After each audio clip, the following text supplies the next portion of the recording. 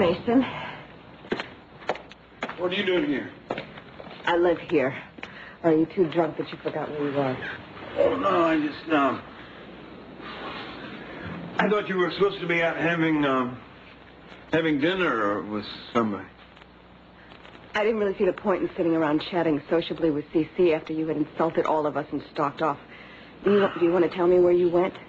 No, I don't. That's one of those questions I don't like. Well, that's just too bad, isn't it? Then quit making it impossible for me not to ask. How on earth did you hook up with Gina? With Gina? Forget it.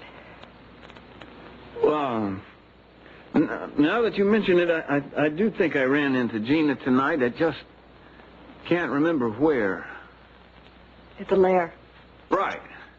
Right, that's where it was. I wasn't trying to keep it from you. I just couldn't remember. I'm going to have to ask you another question you're not going to want to answer. Gina was awfully smug when I was talking to her tonight. That's just the way she is. Yes, Mason, I know the way she is. That's not what I'm talking about. I guess what I'm asking is if you have anything you want to tell me. Like what? I'm not accusing you of anything. I'm sure there's an explanation. I guess I'm just... Well, I'm asking you to explain it to me now, please. Nothing happened. Yeah, well, I assume that. I just want to know how it got to the point where something or nothing would have to happen. Oh, well, you know how Gina is. She got carried away.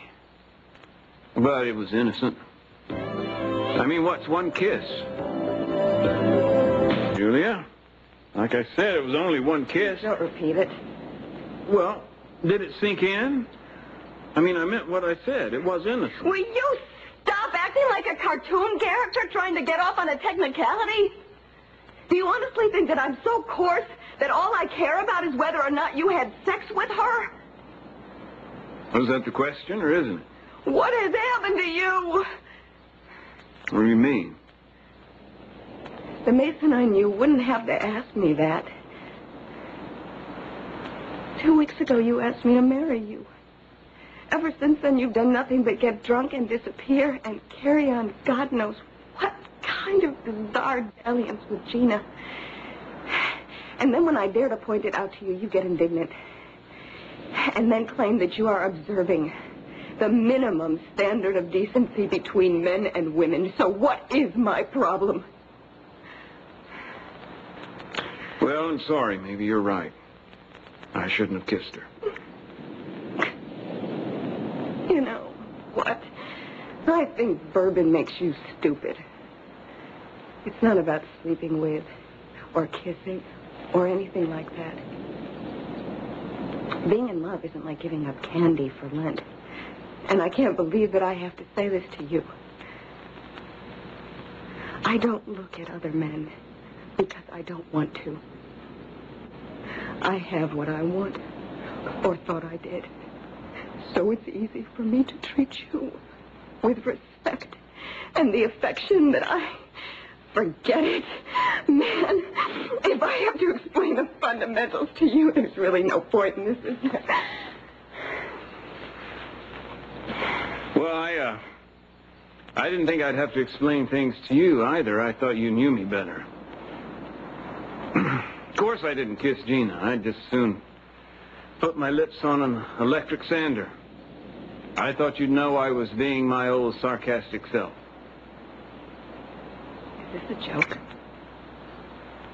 Maybe I was a little irritated because you jumped to conclusions based on what some unnamed person said without asking me about it first. I did. That's how the subject came up. What I'd like to know is who'd be vicious enough to spread that kind of rumor. Maybe she made a mistake. Wouldn't be Victoria, would it? Now, you know how jealous she is of our happiness. I'm sorry, but I don't call this happiness. That's as blunt as I can be. Well, I'm sorry that I'm not living up to your expectations of me, Julia. I try, but something keeps getting in the way. I know that something has happened to you. I mean, all those months away, it has to have changed you. It would anyone. Julia, being with you and the baby since I got back has been wonderful. More wonderful than I would have thought. This isn't coming out well at all, but you know what I mean. I want things to be good for us. But maybe I need your patience and your love more when I least deserve it. Does that make any sense? If you're asking me, do I love you? Of course I do. I would do anything for you. I would lay down on a railroad track. I would give up everything that I own. Well, then I think we're okay. That hard up I'm not. But one thing I can't accept is your drinking. Now, wait a minute. Just because I get a little rowdy or stubborn or thoughtless, that's no reason to blame the bourbon. A very good reason. It changes you into someone else, Mason. Did you ever think that maybe the cold fact is that I'm just really am someone other than what you want me to be? Stop it! I don't want to have this conversation with you anymore! Well, it looks like it hasn't done us much good in the past, has it? Yes, it did, Mason. You stopped drinking. You did it for me, and you did it for Samantha. What changed you? Why did you change your mind? It wasn't so much that. Most people like me the way I am. Not so bad. Not so bad.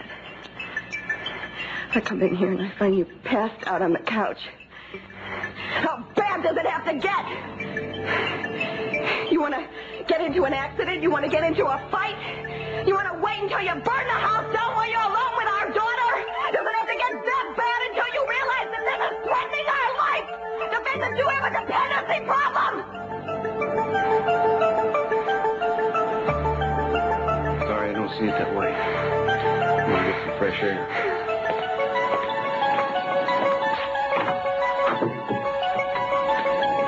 Did it ever occur to you that maybe you're the one with the dependency problem?